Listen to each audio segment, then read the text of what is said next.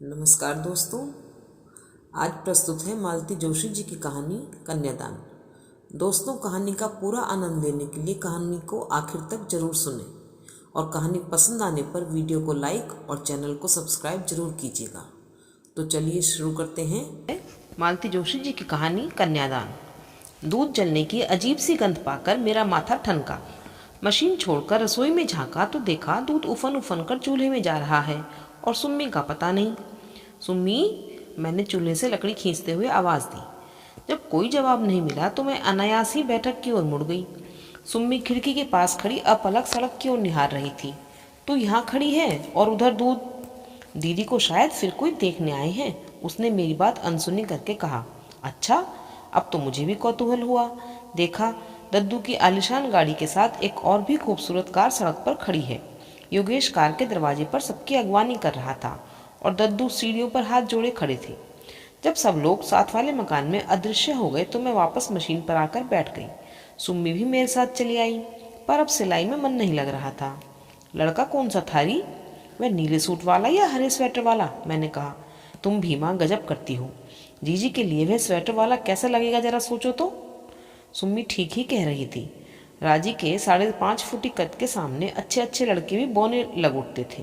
कितनी ही जगह सिर्फ इसी कारण रिश्ता नहीं हो सका था। तब से लड़के की ऊंचाई का खास ध्यान रखा जाता था। सोचते सोचते मन हठात उदास हो आया। 2 साल पुरानी वह बात याद आ गई। कितना अच्छा घर था, लड़का इंजीनियर, बाप डिप्टी कमिश्नर, ऊंचाई 5 फुट 8.5 इंच। फिर भी राजी के सामने जरा सा लग रहा था और राजी ने मना कर दिया। दूसरे दिन योगेश घर पर आया था। पहले तो उसने राजी को खूब कोसा, फिर बोला, चाची जी, इतना अच्छा लड़का हाथ से जाने नहीं देना चाहते पिताजी। उन्होंने कहा है सुम्मी के लिए बातचीत कर ली जाए। अभी 2 दिन और वे लोग शहर ही में हैं। देखने दिखाने का कहें तो इंतजाम हो भी सकता है। मेरे मुंह में तो जैसे पानी भर आया। बड़ी आशा से सुम्मी के पिताजी की ओर देखा, पर इन्होंने बड़ी विद्रूप मुस्कुराहट के साथ कहा, योगेश, अपने पिताजी से कहना अपनी बेटी की झूठन यहाँ ना भेजें। सुम्मी का बाप अभी जिंदा है। योगेश अपना सा मुंह लिए लौट गया था। बड़ी शान से कह दिया कि उसका बाप जिंदा है। बाप ऐसे ही होते हैं। 2 साल में कितने लड़के देखे हैं। दद्दू को देखो, सारा हिंदुस्तान छान मारा है। कहाँ कहाँ से लड़के ढूंढ लाते हैं, पर राजी की कुंडली में पता नहीं कैसे योग हैं। कहीं उसकी ऊंचाई आड़े आ जाती है तो कहीं डबल एमए की डिग्री।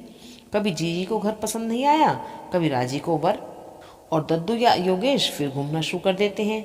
जब भी वे लोग कोई लड़का नापसंद कर देते हैं तो मेरा मन उस बच्चे की तरह दुखी हो जाता है जो खुद खरीद कर मिठाई खा नहीं सकता, दूसरों की फेंकी हुई उठा नहीं सकता और तरस कर रह जाता है। इन सब बातों को सोच सोच कर आजकल मेरी आंखें अपने आप ही भर जाती हैं और किसी काम पर बैठना कठिन हो जाता है। ये तो दिन भर बाहर रहते, दिन भर इतनी बड़ी लड़की आंखों के सामने रहने पर मेरी छाती में कैसा क्या होता रहता है, इन्हें क्या पता। कहते हैं तुम नाहक फिक्र करती हो। आजकल तो 25 साल से पहले कोई लड़कियों की शादी की बात सोचता भी नहीं। ठीक है, लेकिन वे लड़कियां क्या दिन भर इस तरह घर में बैठी रहती हैं? लड़की को कॉलेज आप भेज नहीं सकती, खर्च पूरा नहीं पड़ता, इसलिए नौकरी नहीं करवाएंगे क्योंकि इससे आपकी बेइज्जती होती है। फिर वह बेचारी क्या करे दिन भर? माँ के साथ खाना बनवाए, सिलाई करवाए, या माँ दद्दू आ रही हैं। कौन? मैंने अपनी विचार तंद्रा से जागते हुए सुम्मी से प्रश्न किया। दद्दू आ रही हैं, पिछले रास्ते से छत पर होकर आ रहे हैं। मैं तो अबाक रह गई। दद्दू पता नहीं कितने सालों बाद इस घर में आए थे। 4-5 साल पहले मुनीश बहुत बीमार हो गया था, तब आए थे बड़े डॉक्टर को लेकर। बहू, रसोई की चौखट पर खड़े होकर दद्दू ने आवाज़ दी। मैंने माथे तक पल्लू खींचकर उनके पाँव छुए और एक और खड़ी हो गई। बहू, जरा सुम्मी को तैयार करके मेरे साथ भेज दो। राजी को देखने ढेर सारे मेहमान आ गए हैं। उसकी माँ बाहर मेहमानों के पास बैठी है। योगेश की बहू रसोई में अकेली है। सुम्मी साथ रहेगी तो थोड़ा सहारा हो जाएगा, उन्होंने कहा। मैंने सुम्मी की ओर देखा। उसकी आंखों में इनकार साफ झलक रहा था। मैंने आंखों से उसे आदेश दिया और वह पैर पटकती हुई तैयार होने चली गई। दद्दू को मैंने एक मोहरा खींच कर दिया और सुम्मी के पीछे पीछे चली आई, यह सोचकर कि ऐसा ना हो सिलबिल सी चली आए और जीजी को उसका रिश्ता बताते हुए शर्म लगे। 4 औरतें बाहर की आई थी, क्या पता कोई घर देखने के बहाने रसोई तक भी आ जाए। सुम्मी तो जैसे भरी बैठी थी, मुझे देखते ही भड़क उठी। उनके सब नौकर चाकर मर गए क्या जो हमें याद किया गया है? हम नहीं जाएंगे। ऐसे नहीं कहते पगली, वे खुद चलकर बुलाने आए हैं। वैसे ही कोई ज़रूरत पड़ गई होगी, नहीं तो भला आज तक कभी ऐसा हुआ है? मैंने उसे समझाया। तब बड़ी बेमन से उसने अपना संदूक खोला। मैं चुपचाप बाहर निकल आई। अपने मामा की दी हुई बैंगनी रंग की अंबिका सिल्क पहनकर जब वह बाहर आई तो गले में जैसे कुछ अटक सा गया। हाथ में, गले में, सारे शरीर पर कहीं सोने का एक तार भी नहीं था। फिर भी लड़की जैसे लक्ष्मी का रूप लेकर ही इस धरती पर आई थी। याद आया, यह छोटी थी तो दद्दू उसे राजलक्ष्मी की जोड़ी के लिए भाग्य लक्ष्मी कहते थे। राजी तो सचमुच राजलक्ष्मी है, पर मेरी यह अभागी बिटिया, वह नाम जैसे उसका उपहास ही बन गया था। दद्दू के साथ उसे भेजकर मैं पता नहीं कितनी देर सुम्मी की ही बात सोचती रही। वह पूरे 4 साल बाद उस घर में कदम रख रही थी। अलग होने के बाद इन 2 घरों में ही नहीं, हम लोगों के दिलों में भी दीवार खड़ी हो गई थी। तब से मैंने सिर्फ योगेश की शादी में ही वहां पांव दिया था। उस समय भी उपेक्षा, अपमान और तिरस्कार की ऐसी सौगात पाई थी कि दोबारा जाने की इच्छा ही न हुई थी। फिर भी मैं होली, दिवाली, दशहरा और संक्रांति पर बच्चों को बड़ों के पैर छूने भेजती थी। राखी, भाई दूज पर लड़कों को अवश्य भेजती, जिससे कोई यह ना कहे कि देने के डर से मुंह छुपा गए हैं। दिया हुआ सब दोगुना करके योगेश, लोकेश, सुम्मी के बहाने लौटा जाते। अजीब से संबंध हो गए थे, न छोड़ते बनता था न निभाते। जैसे जैसे बच्चे बड़े हुए समझने लगे कि उस घर में वे लोग हिकारत से देखे जाते हैं। सबसे पहले सुम्मी ने वहां जाने से इनकार किया। दूसरे वर्ष मुनीश ने भी उसका अनुकरण किया। गिरीश और सतीश तो अभी छोटे थे, पर इस साल से हरीश भी विद्रोही दल में शामिल हो गया था। और कोई बुलाने आता तो सुम्मी आज भी न जाती। पर दद्दू की बात और थी, उनकी बात टाली नहीं जा सकती थी। उनके लिए सबके मन में एक ऊंचा आसन है। बंटवारे के बाद भी उस स्थिति में फर्क नहीं आया।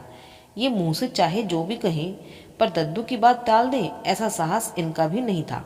और झगड़ा दद्दू से था ही कब, बैर तो देवर भाभी के बीच था। दद्दू उतने ही निरीह थे जितनी कि मैं, और इस रोज रोज के खटपट से उतने ही त्रस्त भी। जीजी यह देखकर चिढ़ती थी कि लाला जी दिन भर बैठकर ताश खेलते हैं या सिगरेट फूंकते हैं, खानदानी कारोबार में जरा भी हाथ नहीं बटाते। साल 2 साल बाद घर में एक प्राणी की वृद्धि करना ही उनके पुरुषार्थ की सीमा है।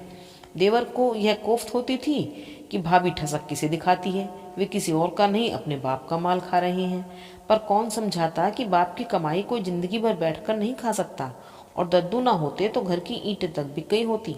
और फिर एक दिन विस्फोट हो ही गया था। कारण चाहे जो भी रहा हो, सालों से सुलगती आग को बाहर आने का मौका मिल गया। कहनी अनकहनी सारी उस दिन जबान पर आ गई थी, और यह बात भी कि अब आगे साथ रहना नहीं हो सकता। दद्दू उस दिन भी बिल्कुल शांत बने रहे। तूफान थमने के बाद भाई को बुलाकर उन्होंने नकदी, सोना, चांदी सबका बराबर हिस्सा संभलवा दिया। नाप जोक करके मकान 2 हिस्सों में बट गया। नई सड़क पर एक नई फैंसी क्लॉथ की दुकान लेकर दे दी। मुझे अलग हो जाने से जरा भी खुशी नहीं हुई। दद्दू के बच्चों पर मेरी बहुत ममता थी, पर रोज रोज की किलकिल से छुटकारा पाने की राहत जरूर महसूस की। 3 महीने बीतते बीतते इन्होंने बकना शुरू किया। बाप दादों की दुकान तो लोग बागों ने अपने लिए रख ली, हमें नई जगह पर बिठा दिया। भला हमें कोई पूछता है वहाँ? बात दद्दू के कानों तक भी गई, और दूसरे ही हफ्ते दुकानों की अदला बदली भी हो गई। साथ ही दोनों मकानों के बीच एक लंबी सी दीवार भी डल गई। मैं योगेश राजी को देखने के लिए तरस गई, पर जीजी के रोज रोज के ताने भी अब नहीं सुनने पड़ते थे। दुकान नई हो या पुरानी, चलाने से ही तो चलती है। देखते ही देखते दद्दू की नई दुकान भी चल निकली। बीकॉम के बाद योगेश ने भी पास ही में एक रेडीमेड कपड़ों की दुकान खोल ली। लोकेश के लिए एक फैक्ट्री खोली गई थी, और वह उसकी ट्रेनिंग के लिए अमेरिका चला गया था। अब इनको यह शिकायत है कि दद्दू ने उनके सारे पुराने ग्राहक अपनी ओर तोड़ लिए। पहले तो मुझे भी इन किस्सों पर विश्वास आ जाता था, पर बाद में समझ आया कि अपनी अकर्मण्यता पर पर्दा डालने के बहाने हैं सब। पुराने न सही, इतने दिनों में तो नए ग्राहक भी जुट सकते थे। दुकान को ताश का अड्डा बना लेने का अंजाम तो यही होता है। धीरे धीरे सारी कैश चुक गई। फिर चांदी का नंबर आया, फिर एक एक करके मेरे गहने भी जाने लगे। तब घबरा कर मैंने दद्दू के पास संदेश भिजवाया। उन्होंने खुद जाकर दुकान का मुआयना किया और दुकान में पार्टीशन डलवाकर आधा हिस्सा एक डिस्पेंसरी के लिए किराए पर उठवा दिया। किराया सीधा मेरे पास पहुंचे यह व्यवस्था भी कर दी। इन्होंने बहुत हाय तौबा मचाई, जो जी में आया बकते रहे, पर दद्दू की व्यवस्था को बदलने का साहस ना कर सके। इससे भी पूरा ना पड़ा तो मैंने छत के 3 कमरे और रसोई अपने लिए रख नीचे का सारा हिस्सा किराए पर उठा दिया। ऊपर रहने में ढेर सी असुविधाएं थी, पर एक सुविधा थी कि ऊपर वाला हिस्सा अकेला था और मेरी रसोई में क्या पकता है किसी को पता नहीं चलता था। अपने घर में तो कोई भूखा प्यासा भी रह लेता है, लेकिन बेटी का ब्याह, उसके लिए तो हाथ पांव मारने पड़ते हैं। यह काम तो औरतों के करने का नहीं है। दिन भर घर में बैठी लड़की सूखती जा रही थी और मैं कुछ नहीं कर पा रही थी। धम धम पैर पटकती हुई सुम्मी लौटी तो मेरा ध्यान बटा। क्यों री, गए क्या वे लोग? कैसा है लड़का? राजी से तो ऊंचा ही बैठेगा ना। कितने लोग थे? लड़के की माँ भी थी क्या? तमाम सवाल मैंने एक साथ पूछ डाले, पर सुम्मी ने मेरी एक भी बात का जवाब नहीं दिया और भड़ाक से दरवाजा बंद करके साड़ी बदलने चली गई। मुझे अपने ही ऊपर शर्म आई। कैसे कैसे प्रश्न पूछ बैठी मैं। मुझे उसकी भावनाओं का तो जरा तो ख्याल करना चाहिए। बेचारी का मन कितना कुड़ रहा होगा कि ताऊ जी के यहाँ तो इतनी दौड़ धूप हो रही है, खोजबीन हो रही है, और यहाँ। अभिमान के मारे अपने भैया के आगे कभी हाथ नहीं फैलाया था, पर अब कल ही लिख दूंगी कि आकर इसे लिवा ले जाए और जैसे भी हो पार लगा दें। शुक्र है भगवान का कि एक लड़की दी, नहीं तो किस किस के आगे हाथ पसारती। रात खाना परोसते हुए मैंने इनसे बताया, आज फिर राजी को देखने आए थे। वेरी गुड, इन्होंने हंसकर कहा। बाप ने ब्लैक में खूब जमकर माल कमाया है, अब छोकरी सब हिसाब बराबर कर रही है। 8-10 हजार तो अब तक देखने में ही खर्च हो गए, शादी तो अभी बाकी है। मुझे बात का यह ढंग अच्छा नहीं लगा। कहा, जब संयोग बनेगा तभी ना शादी होगी। बेचारे कोशिश करने में तो कोई कसर नहीं छोड़ रहे हैं, और मैं हाथ पर हाथ धरे बैठा हूँ, यही कहना चाहती हो ना? इन्होंने यकायक गर्म होते हुए कहा। ठीक तो है, मैं दद्दू की तरह हाई क्लास का आदमी नहीं हूँ, रोज रोज इस तरह का आयोजन नहीं कर सकता। तो तुम सोचती हो मुझे कोई फिक्र ही नहीं है? ठीक है, तुमने मेरे बारे में इससे ज्यादा सोचा ही कब है। और थाली सरकाकर उठ खड़े हुए, सुपारी तक बिना खाए बाहर चले गए। मैं बड़ी देर तक वहीं चौके में सिर थामे बैठी रही। इस तरह के सीन आए दिन होते ही रहते थे और हर बार मेरा मन पहले से अधिक उदास हो जाता था। जब भी राजी को देखने कोई आया, मैं इनके कानों में यह बात जरूर डालती। मन में एक आशा सी बनी रहती कि कभी तो इनके अंदर का बाप जागेगा, पर सिवा बड़े भाई को गालियां देने के इनसे कुछ नहीं होता था। बहुत हुआ तो मूड खराब हो जाने का बहाना करके बाहर निकल जाते और आधी आधी रात तक घर नहीं लौटते थे। किसी तरह अपने सोच विचार को परे धकेल मैंने रसोई समेटी और बिस्तर पर आकर पड़ रही। दबी दबी सिसकियों की आवाज़ सुनकर देखा, सुम्मी तकिए में मुंह गड़ाकर रो रही है। मैं उठकर उसके पास गई तो प्यार से उसके सिर पर हाथ फेरती रही। उस छोटे से घर की चार दीवारी में दुख सहते सहते हम लोगों का रिश्ता माँ बेटी का ना रहकर सखियों का सा हो गया था। एक दूसरे की व्यथा हम लोग बिना कहे ही समझने लगी थी। देख लल्ली, मैंने उसे थपकते हुए कहा, तू कुछ दिनों के लिए अपने मामा जी के यहाँ हुआ, और कुछ नहीं तो इस रोज रोज की चकचक से तो छुटकारा मिल जाएगा। बाहर रहेगी तो उतना ही मन अच्छा रहेगा। हमें कहीं नहीं जाना है। उसने उसी तरह तकिए में मुँह छिपाए हुए कहा। क्यों नहीं जाना है? भाभी हर चिट्ठी में तेरे लिए लिखती रही हैं। उन लोगों ने एक दो जगह बात भी। माँ, सुम्मी एकदम उठ बैठी। नाइट लैम्प की रोशनी में उसका तमतमाया चेहरा साफ नजर आ रहा था। माँ, तुम्हें कसम है जो तुमने किसी से मेरी शादी के लिए कहा। मैं कुंवारी रह जाऊंगी, तुम मेरे लिए चिंता मत करो। लेकिन ऐसा हुआ क्या है? क्या हुआ है? तुम्हारे लिए तो शायद कुछ नहीं हुआ है, उसने अजीब से लहजे में कहा। पर तुम्हें पता है, तुम्हारे इस पागलपन की वजह से आज तुम्हारा, मेरा, हम सबका कितना अपमान हुआ है। क्यों जिस तिस से मेरी शादी की चर्चा करती रहती हो? क्यों कहा था तुमने दीदी से? क्यों कहा था? और कहते कहते उसका चेहरा फिर आंसुओं से भीग उठा। मैं तो एकदम जड़ होकर रह गई। मैं राजी से सुम्मी की शादी की चर्चा करूंगी? वह कौन सी पुरखिन हो गई है? लेकिन तभी वह प्रसंग याद आ गया जब राजी से पिछली मुलाकात हुई थी। नवरात्र में रोज मंदिर जाने का मेरा नियम था। वह शायद अपनी सहेलियों के साथ दर्शन के लिए आई हुई थी। मुझे देखा तो दौड़ी आई और इतने लोगों के बीच मेरे पांव छू लिए। संकोच और ममता से भरकर मैंने तो उसे अपने से खींच लिया। आसपास घूरती हुई आंखों का भान हुआ, तब मैंने धीरे से उसे अपने से अलग किया। अपने दोनों हाथों से मेरे कंधे पकड़कर वह देर तक मुझे देखती रही। क्या बात है चाची, बीमार थी क्या? कितनी दुबली हो रही हो, किसी को दिखाया भी था? देखते देखते वह बचपन वाली राजी बनी जा रही थी और मुझे रोना आ रहा था। उसे बीच ही में टोककर मैंने कहा, मुझे कुछ नहीं हुआ है लल्ली, बहुत दिनों बाद देख रही हो ना, इसलिए ऐसा लग रहा है। बेकार की बातें रहने दो चाची, तुम सचमुच बीमार हो और छुपा रही हो। इतनी दुबली तो तुम कभी नहीं थी। बताओ, मेरे सिर पर हाथ रखकर कहो कि तुम बिल्कुल ठीक हो। दो दो लड़कियां घर में बैठी हैं, यह मेरे मर जाने के ही तो दिन हैं। क्यों? मैंने प्यार से उसका गाल थपथपाते हुए कहा। यही तो अन्याय है, सारी चिंता तुम लोग अपने सिर पर ले लेती हो और फिर लड़कियों की हालत देखो क्या हो जाती है। और उसने अपने भरे पूरे शरीर की ओर मुंह बिचका दिया। लौटते हुए सारे रास्ते मेरी आंखों के सामने राजी का गदराया बदन और खिला खिला चेहरा घूमता रहा, और मेरी सुम्मी दिन भर घर की चार दीवारी में कैद माँ की गृहस्थी का भार ढोती हुई, माँ का दुख पटाती हुई सूखती जा रही है, कुमलाती जा रही है। और सुम्मी कहती है मैंने राजी से सुम्मी की शादी की बात की थी। शायद मजाक में कही हुई उस बात ने अनजाने ही मेरी व्यथा, मेरी चिंता उभर आई थी। मुझे ज्यादा सोचना नहीं पड़ा। कुछ शांत होने पर खुद सुम्मी ने ही धीरे धीरे सारी बात बतला दी। मुझसे मिलने के बाद राजी ने एक दिन दद्दू से चुपचाप कह दिया था कि चाची सुम्मी की शादी की चिंता में सूखती जा रही हैं। दद्दू खुद भी चिंतित थे, पर एक बार अपमानित हो जाने के कारण इस झमेले में पड़ना नहीं चाहते थे। इस बार राजी को देखने जो लड़का आया था वह शहर में अपनी फूफी के यहाँ ही रुका हुआ था। शाम को जो लोग बाग आए थे उनमें उन लड़के का फुफेरा भाई भी था, वही स्वेटर वाला।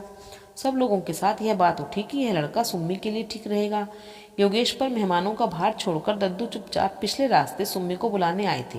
वे जानते थे किसी और के बुलाने पर वह नहीं आएगी। सुम्मी को सीधे ड्राइंग रूम में ले गई। सबसे परिचय करवाने के बाद उसे राजी के पास बिठा दिया गया था। राजी ने फुसफुसाकर उसे बता दिया था कि वह स्वेटर वाले को अच्छी तरह से देख ले। यहाँ तक तो सब ठीक ही हुआ था। उन लोगों के जाने के बाद सुम्मी आने ही लगी थी कि राजी ने उसका हाथ पकड़कर रोक लिया था।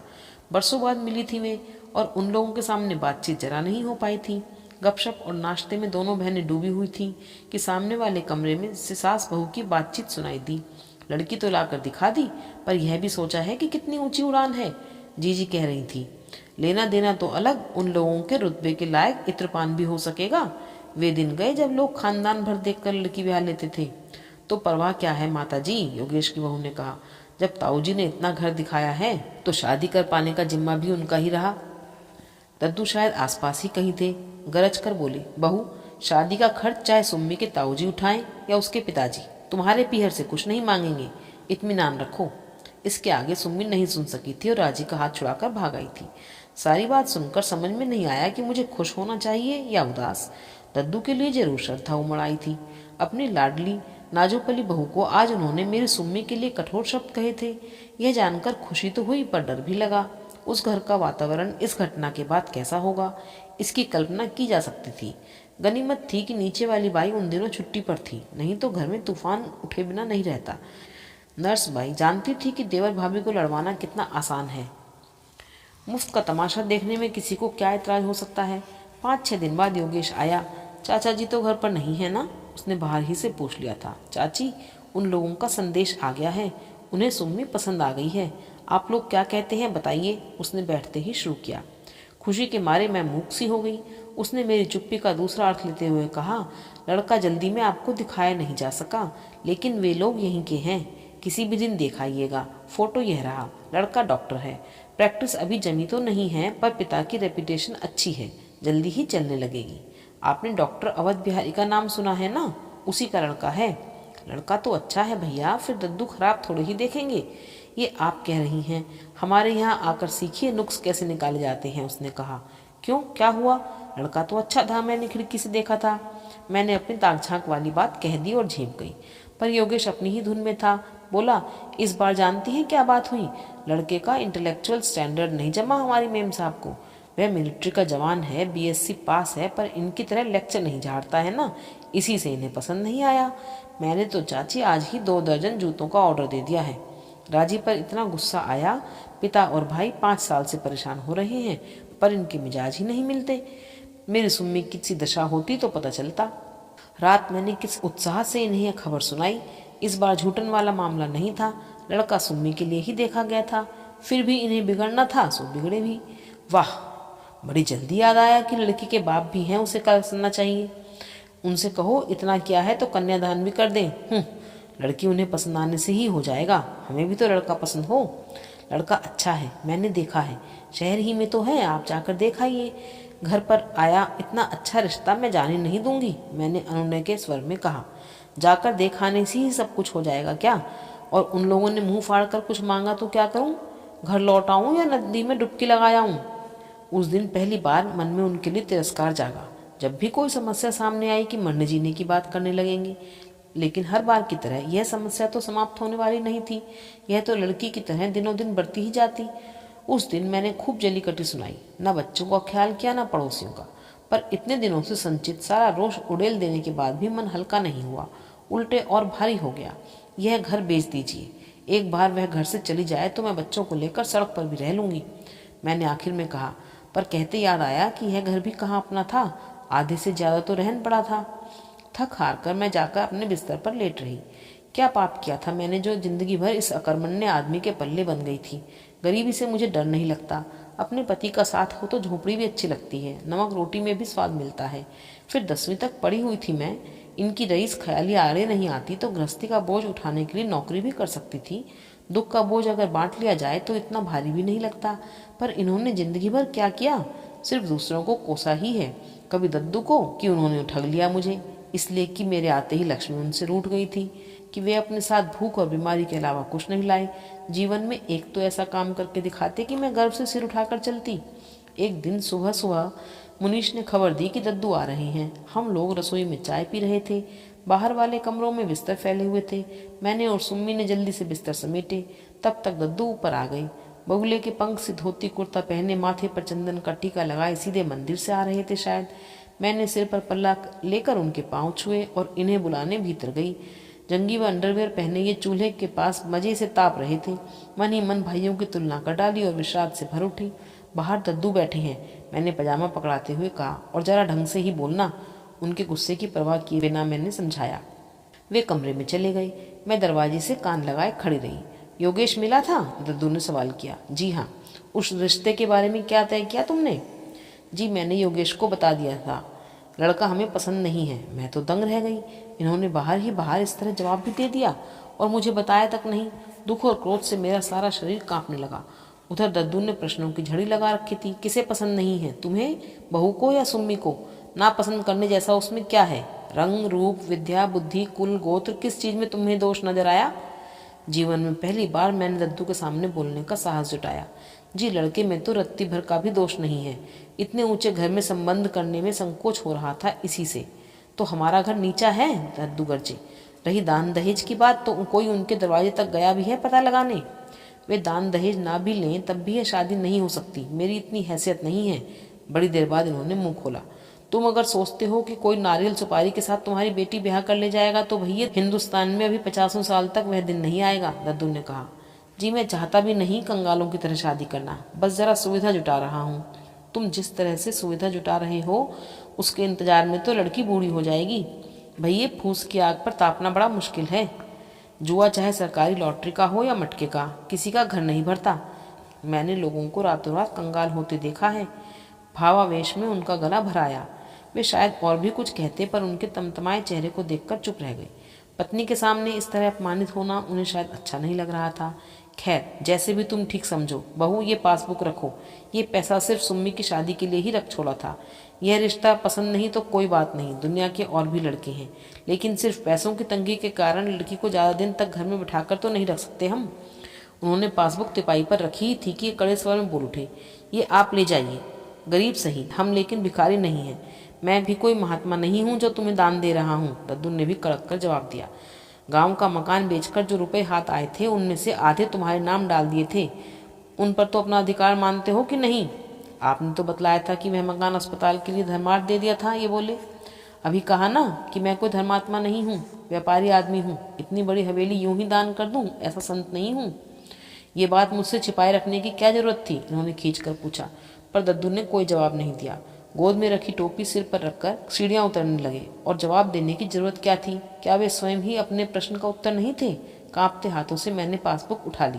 उसमें रुपया जमा करने की तारीख उसी महीने के अगले माह की थी जिस महीने में हम लोगों का बंटवारा हुआ था।